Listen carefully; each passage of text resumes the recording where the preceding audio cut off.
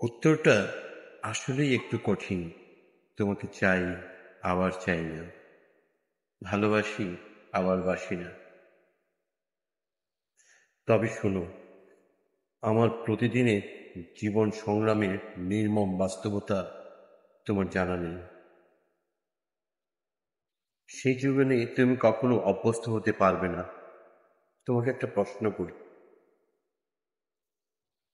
একটু আগে একটা টঙের দোকানের ছাউনিতে গা বাঁচিয়ে রিক্সা খুঁজছিলাম।